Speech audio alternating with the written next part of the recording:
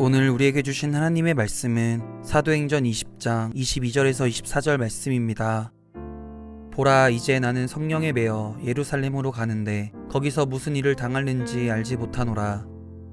오직 성령이 각 성에서 내게 증언하여 결박과 환난이 나를 기다린다 하시나 내가 달려갈 길과 주 예수께 받은 사명 곧 하나님의 은혜의 복음을 증언하는 일을 마치려 하면은 나의 생명조차 조금도 귀한 것으로 여기지 아니하노라. 오늘 이 말씀에 많은 은혜 받으시기 바랍니다. 전 여러분이 성강교회에 오셨을 때 세 가지의 콜링이 있다고, 이것을 조금 더 제가 이해한 제 신앙의 원칙에 따라서 나누어 설명해 드렸습니다. 퍼스트 콜링은 10살 이전의 어린아들에게 저게 도전하는 것입니다. 가장 어린 나이에 회심케 하여 주시옵소서. 이것은 그리스도인이 되는 것입니다. 옛사람을 벗어버리고 새 생명, 새로운 생명, 영원한 생명을 갖는 사람이 되는 것입니다. 세컨드 컬링은 10대 우리의 신앙의 목표가 되면 좋다고 말씀드렸습니다. 이것은 회심한 그리스도인이 지금부터 나의 인생의 주인은 하나님이시오 예수 그리스도라고 고백하는 것입니다. 여러분의 인생의 주인은 누구십니까? 모든 사람은 내가 인생의 주인입니다. 내가 원하는 것을 내가 하고 싶은 때에 내가 마음대로 하면 그것을 성공했다고 표현합니다. 성경은 그것을 부정합니다. 성경은 그리스도께서 원하는 것을 그리스도께서 결정하신 시간에 그리스도께서 원하는 방식으로 행하는 것을 복 있는 삶이라고 규정합니다. 세컨드 컬링의 분명한 의미, 전적인 헌신, 하나님을 향한 거짓 없는 믿음의 헌신을 여러분들이 반드시 체험하는 분들이 되시기를 원합니다. 세 번째는 여러분들에게 소명에 대해서 말씀드렸습니다. 소명은 어떤 것인가요? 소명에 대해서 바울은 아주 분명하게 표현합니다. 소명에 대해서 지금 사도행전은 뭐라고 우리에게 고백하나요? 사도행전은 소명에 대해서 이렇게 고백합니다. 내가 이제 달려갈 길을 다 달리고 주 예수께 받은 사명 곧 하나님의 은혜의 복음을 증언한 일을 다하기만 하면 나의 생명을 조금도 아깝게 여기지 않겠습니다. 바울이 받은 소명은 복음을 증거하는 것이었습니다. 좀 더 정확하게 얘기하면 하나님의 은혜의 복음을 증거하는 것이었습니다. 바울과 함께 동역했던 이들, 고린도에서의 중요한 인물들, 아굴라 브리스길라는 텐트 메이킹, 천막을 짓고 천막을 만드는 일을 하면서 복음을 증거했습니다. 바울을 도왔던 루디아라는 사람이 있죠. 루디아는 자주옷감 장사로 표현하는데 우리로 얘기하면 아주 비싼 고급 명품 패션 업자입니다. 그 당시에 자주색 옷감이 가장 고귀한 사람들이 입는 옷이었습니다. 자기에게 주신 재능을 따라 일하면서 복음을 증언하는 것입니다. 이 모든 과정을 영적 훈련이라고 볼 수 있습니다. 하나님이 영적 훈련을 통해서 우리에게 기대하시는 것은 무엇일까요? 두 가지라고 말씀드렸습니다. 하나는 낮은 단계에서 어린아이가 성인이 되듯이 성장하는 것입니다. 또 하나는 이미 성장한 성인은 성숙해야 합니다. 성장하는 것은 키가 자라듯 자라나는 것이고 성숙한 것은 보이지 않는 영적인 깊이, 내면의 깊이를 갖추는 일입니다. 영적인 훈련은 성숙하게 하고 성장하게 하는 것입니다. 이 영적인 훈련을 받을 때에는 즐겁지 않고 괴롭습니다. 아주 분명하게 히브리서 12장은 우리에게 이렇게 얘기합니다. 모든 영적 훈련은 그 당시에 즐거움이 아니고 괴로움이지만 이 훈련의 과정을 지나고 나면 훈련으로 연단받은, 훈련으로 잘 빚어진 그릇들은 의로움이 깃든 평화로운 열매를 맺게 합니다. 그럼 여러분은 나른한 손, 힘이 빠졌어요? 힘 빠진 무릎, 꺾여진 무릎을 꼿꼿하게 바르게 세워서 똑바로 걸으라고 도전합니다. 이 부분은 제가 훈련의 열매, 훈련의 성과를 여러분에게 도전할 때 늘 인용하던 구절입니다. 바울은 어떻게 영적인 훈련의 과정을 건나요? 바울이 우리가 지금 생각하는 이미지의 바울로 그가 다메섹에서 부르심을 받은 다음에 안디옥 교회 그가 일종의 부목사로 사역할 때 그때 완성된 목회자였을까요? 그렇지 않죠. 제가 사도행전을 여러분에게 도시별로 나누어 설명하는 것은 아데네서의 바울은 실패를 경험합니다. 그때는 복음을 증거하는데 반응 없는 것, 사람들이 반응하지 않는 것, 복음을 전했지만 한 사람의 회심자도 한 사람의 세례받은 사람도 얻지 못하고 아데네 교회를 세우지 못한 것, 실패가 그에게 훈련이었습니다. 고린도에서는 어떻나요? 고린도에서는 실패가 아니라 목회하면서 굉장히 모욕적인 욕을 많이 먹습니다. 바울에게 직접 교인들이 얘기합니다. 당신이 무슨 진짜 사도입니까? 지금으로 얘기하면 당신이 진짜 목사야? 이런 얘기를 듣습니다.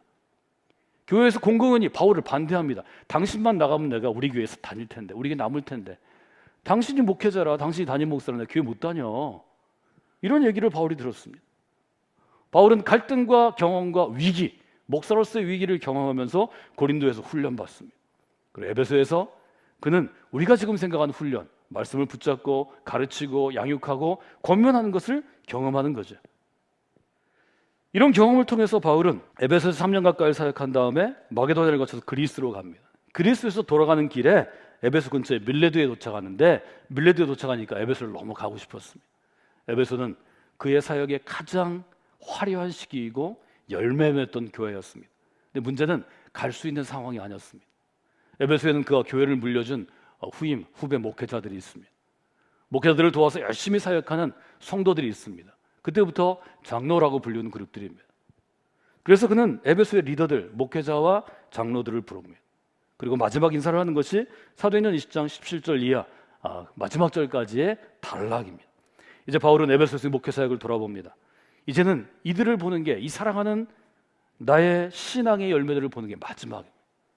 은퇴를 앞둔 목회자가 목회를 정리할 때 눈물과 고통 속에서 목회를 정리하듯이, 이제는 은퇴 정도가 아니라 바울은 죽을 수 있다고 생각해서, 예루살렘에 가면 죽음이 기다리고 있다고 생각해서 죽음을 앞두고 아주 비장하고 비통한 심정으로 그의 마무리를 합니다.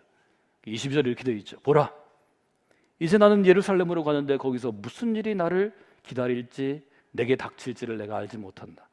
다만 성령께서는 결박, 붙잡혀가는 것, 체포돼서 밧줄에 묶여서 감옥으로 끌려가는 것, 환난, 가서 고문을 당하고 두드려 맞고 잠을 자지 못하고 굶는 것, 결박과 환난이 나를 기다린다 하나, 그러나 내게는 달려갈 길이 있다.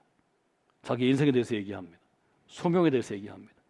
나는 하나님이 주신 임무가 있다. 사명은 임무라는 뜻입니다. 그 사명은 어떤 것인가 하면 복음을 증거하는 것이다. 어떤 복음인가 하면 그리스도 십자가에 나타난 하나님의 은혜의 복음이다. 내가 이 일을 마쳐야 하는데 이 일을 마치는 것에는 내 생명이 귀한 게 아니다. 즉, 내 생명보다 소명이 더 중요한 것이다. 아주 분명하게 얘기합니다.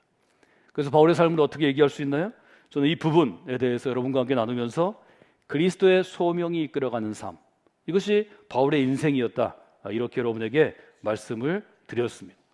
바울은 이 일을 위해서 어떤 것이든 한다고 에베소에 있는 목회자들과 장로들에게 얘기합니다. 사도행전 20장 20절에 보면 이렇게 얘기하죠. 내가 여러분에게 유익한 것은 어떤 것이든 많은 사람들 앞, 공중 앞에서나 각 집에서나 거리낌이 없이 증거했습니다. 유대인에게도 헬라인에게도 하나님께 회개할 것을 증거했습니다. 우리 주님 그리스도를 증언했습니다. 이것이 바로 바울의 소명이 이끌어가는 삶입니다. 훈련받은 그리스도에게는 소명을 확인하는 과정이 중요하다는 것입니다. 훈련받지 않고 교회에서 어떤 일을 하든지 교회 바깥에서 하나님의 나라를 위하면 쉽게 지치고 탈진해서 떨어져 나갑니다. 오래 일하지 못합니다. 반드시 훈련받고, 훈련이 우선이고 사역이 나중이다 말씀을 드렸습니다. 그 다음에 중요한 것은 선훈련 후사역이고, 여기서 제가 강조하는 것은 훈련 받을수록 소명을 계속 확인해야 합니다. 내가 지금 이렇게 애타게 받는 제자 훈련, 혹은 내가 신학대학에 다니는 것, 혹은 내가 신학대학원에 다니는 것, 혹은 선교사로 훈련받는 선교 훈련원들이 어떤 소명을 위해서인가? 이 소명의 확인이 있어야 훈련이 괴롭지 않고 즐겁고 훈련의 성과가 드러납니다. 소명을 확인하면 그 다음에 결단할 것은 소명이 끝날 때까지 끝까지 달려가는 것입니다. 바울이 지금 얘기하는 것, 내가 달려갈 길을 다 마치고 이 사명을 마치는 데에는 내 생명조차 귀하게 여기지 않겠습니다. 우리 질문할 수 있죠? 왜 소명을 받고 훈련도 받았는데, 신학대학도 나오고 무슨 제자훈련도 받고 선교훈련도 받았는데 끝까지 못하고 중간에 목회를 그만두거나 선교제를 그만두거나 뭐 이렇게 할 수 있다는 거죠. 훈련도 받고 소명도 분명한데 끝까지 달려가지 못하면 그것은 영적인 훈련의 문제입니다. 특히 자기 자신의, 성도와 사역자의 그리스도의 내면 세계의 훈련입니다.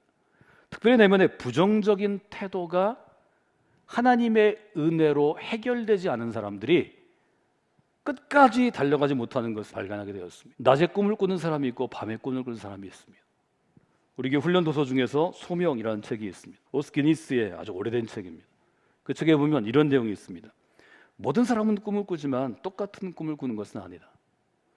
밤에 먼지가 가득 쌓인 한 구석, 방의 한 구석에서 꿈을 꾸는 사람은 새벽이 돼서 일어나면 지난밤 꿈이 헛된 꿈이란 걸 알게 된다. 그 다음이 굉장히 중요합니다. 그러나 한낮에 꿈을 꾸는 사람은 아주 위험한 사람이다. 이게 무슨 의미일까요? 한낮에 꿈을 꾼다는 것은 맨정신으로 꿈을 꾸는 것입니다. 한낮에 꿈을 꾸는 것은 내 살아있는 이성과 내 살아있는 영성과 삶으로 꿈꾸는 것입니다. 왜냐하면 한낮에 꿈을 꾸는 사람은 두 눈 크게 뜬 채로 제정신인 채로 꿈이 이루어지도록, 즉 소명을 이루기 위해서 실제로 행동할지 모르기 때문입니다. 그리고 그는 이렇게 씁니다. 내가 바로 그렇게 행동한 사람입니다. 바울은 어떤 사람일까요? 바울은 한낮에 꿈을 꾸는 이런 사람이 아니었을까요? 실제로 그는 그 꿈을 이루기 위해서 로마 제국의 도시를 찾아다니면서 고린도와 에베소와 데살로니가와 빌립보와 같은 도시를 찾아다니면서 복음을 전하고 담대하게 강론하고 담대하게 권면했습니다. 성경은 3번의 여행을 기록하고 있지만 그는 꿈을 이루기 위해서 자기의 삶을 살아갔다는 거죠. 전 소명과 훈련 사이라고 제목을 정했습니다. 여러분은 어디에 있나요? 한낮에 그리스도의 꿈을 꾸는 사람인가요? 아니면 교회에 왔을 때만, 예배할 때만 내 마음으로 오케이, 이게 은혜의 말씀이네 할 때만 꿈을 꾸는 사람인가요? 하나님은 뭘 원하시나요? 교회는 왜 세워졌나요? 왜 하나님은 여러분 한 사람 한 사람을 그리스도인으로 부르셨나요? 왜 하나님은 우리의 자녀들이 믿음의 가정에서 태어나서 믿음의 길을 걷도록 이 여름에 도전하나요? 성공교회 믿음의 공동체가 한낮에 그리스도의 꿈을 꾸는 사람을 세우는 공동체가 되기를 원합니다. 여러분 한 사람 한 사람이 그런 사람으로 도전받고 응답하는 분이 되기를 원합니다. 이것이 바울을 통해서 우리에게 주시는 교훈이라고 저는 생각합니다. 여러분들이 그런 분들이 되시기를 주님의 이름으로 부탁을 드립니다.